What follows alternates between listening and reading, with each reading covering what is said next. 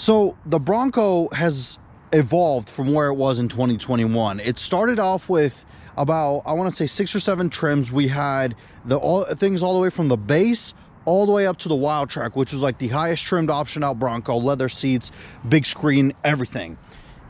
Then for this year, 2022, well, actually I'm filming on December 31st, so you guys are going to see it next year. But last year in 2022, they added about 4 more trims. So things that were added were the Heritage Edition, which is like an old school throwback to the first Bronco. You have some old school, you know, color throwbacks. You could get a roof painted in white, just interior, some stuff with the cloth.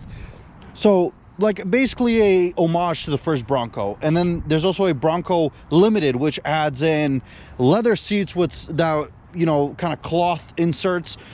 Again, a higher trim of the, basically just a higher trim of the Heritage Edition Bronco. Then Ford also added, of course, the Raptor, which is like the ultimate Bronco, right? It can do anything, go anywhere. It is literally the top of the food chain when it comes to SUV off-roaders, if you want to call it that, because there's really nothing out there that can outperform it.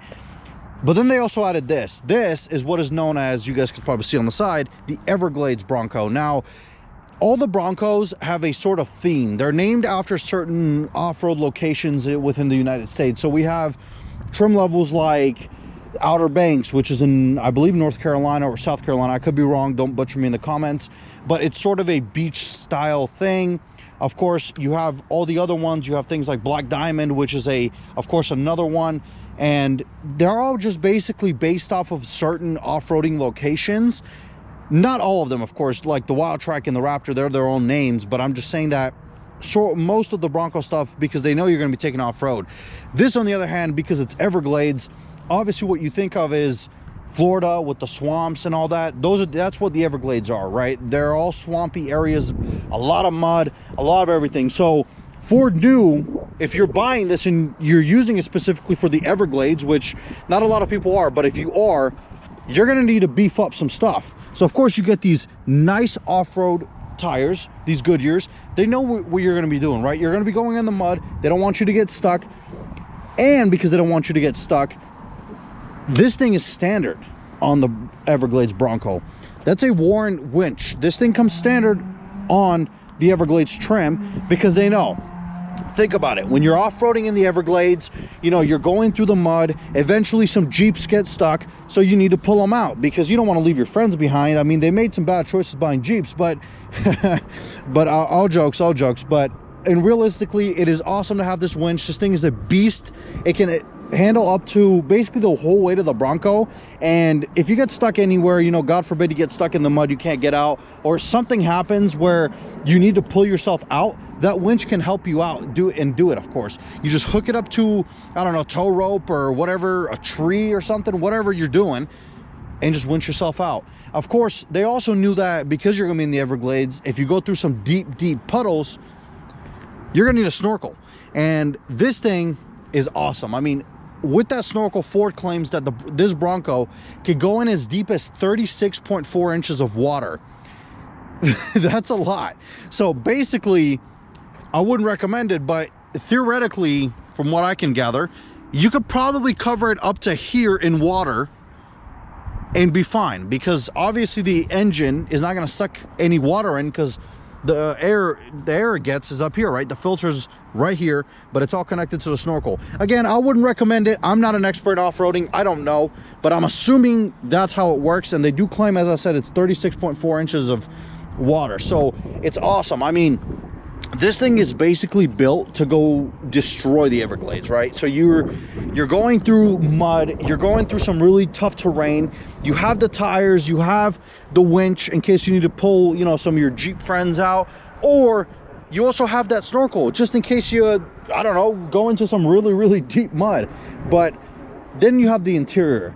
So in terms of a high trim Bronco, as you guys know, some of the higher trims, they do come with carpets. So the base models obviously have this, but you would ask yourself, why does this not have carpet when I'm paying this much money for a special edition Bronco, right? For a higher trim Bronco? Well, because again, Ford knew you're going to be taking it in the mud, you're going to be destroying the Everglades, so they gave you this. This is like rubber flooring, which I honestly prefer this over the carpets, because if I'm buying a Bronco, the only thing I'm really going to use it for, aside from daily drives, is to go off-roading. I'm going to go mudding, I'm going to go off-roading, I'm going to go in the snow.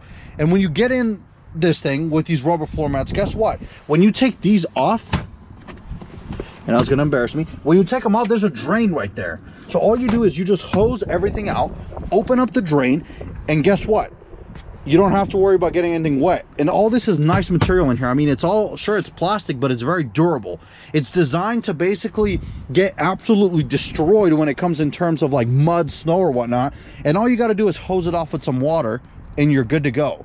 That's awesome. Now, some people, as I said, may look down on that. They may be like, oh, I'm paying this much money for a high trim Bronco, but Ford gave me rubber floors. I like that, but I don't know. I guess each is their own, right? But of course, you do also have some vinyl seats. These are not leather. While they may look cool, they're called, Ford calls them marine grade vinyl. Basically what it is, if you look them up on their website, which is basically the same sort of material that you would get in like boats, right? So unless you have a yacht, or I don't know, you're spending that much money on like a speedboat and you have leather, most like fishing boats or stuff like that will have like vinyl seats. There's a reason they don't put cloth seats on boats.